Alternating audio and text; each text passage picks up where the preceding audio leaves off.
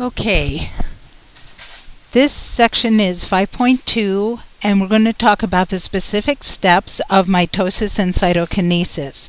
So let's start out by talking about what a chromosome is. A chromosome is a long, so you can see it over here, a long molecule of DNA. So this is just the naked DNA over here on the left. Now the DNA is very, very long, but it's also microscopically thin and it's easy to break. So to protect it, often when it's not in use, the DNA will be supercoiled, and I'll show you how that works. First of all, to keep it organized, the DNA, so that's this blue stringy looking thing is actually the DNA, wraps itself around these 8 little circle proteins called histones, and it wraps around it twice and then has a little bit of space and then wraps around the next set of 8 histones, etc. And by wrapping around these histones, it helps protect and organize the DNA. Now, the series of histones and DNA complex together will supercoil into what we call chromatin, and then these coils will supercoil, etc., until you eventually have something that looks like this. Now let me explain this picture with the red background here is actually 2 copies of one of the chromosomes. If you follow my cursor here on the left side, making the left side of the X, that's 1 chromosome, and on the right side of the X, attached right here at this narrowed place, is the 2nd copy. We call that 2nd copy a sister chromatid to the 1st copy. Now we'll talk about that more in a minute.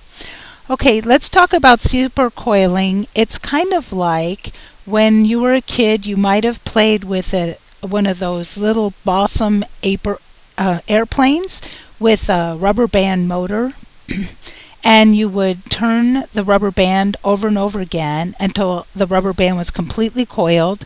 Then if you kept turning, it would supercoil or make a coil of the coil itself. So that's what DNA looks like. So let me show you.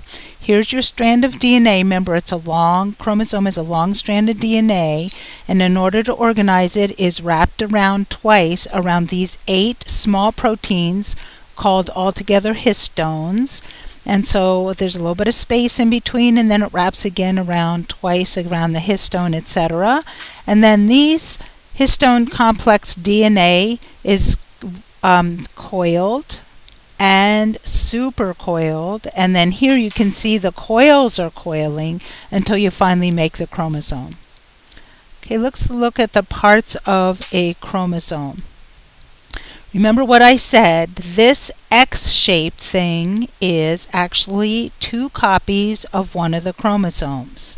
This is what it looks like when it's highly coiled, but DNA that is being used in the cell during interphase would be uncoiled like this. Over here, it would be open like this. It would still be complexed around the histones, but it's mostly opened up so that the DNA can be copied and turned into proteins. Okay, but here right before we do cell division, your DNA will supercoil into this shape. Okay, when you see an X shape, that's after synthesis, and you have 2 copies of the DNA that are attached together at this narrow place known as a centromere. And a chromatid is 1 entire chromosome. So this is 1 chromatid on the left side, and over here on the right side you see the sister chromatid. Now this picture here is a little bit misleading because telomeres are long stretches of DNA that does not code for any of the genes, but they're on the ends of the chromosomes. So the telomere is an area at the end of the chromosomes that don't contain any genes, and the good thing about the telomeres is that every time your DNA copies itself, it has to lose a few of the base pairs on the end of the DNA, and by losing those, that's gone forever. And so there's this section that goes in quite a ways, maybe to about here, that does not code for any genes so that it doesn't damage this cell.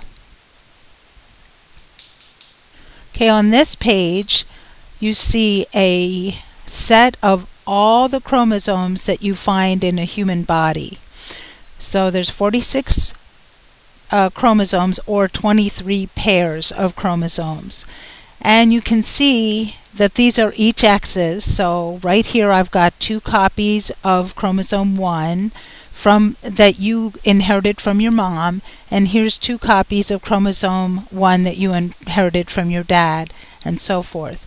Do you see anything odd about this setup of all the chromosomes? Do you see any of these areas? You're supposed to have 1 set of chromosomes from mom and 1 set from dad. That makes 46 altogether, or 23 pairs.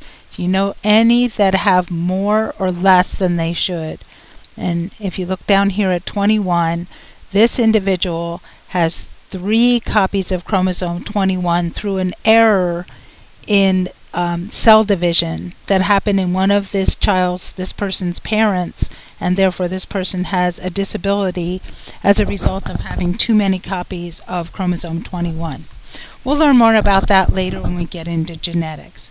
But this shows you all the different chromosomes. Notice the number 1 chromosome is the longest, and number 22 is the shortest.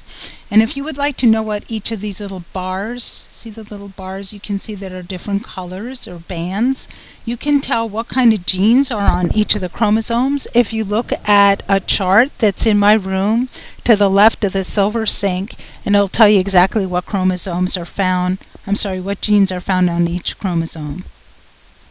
Okay.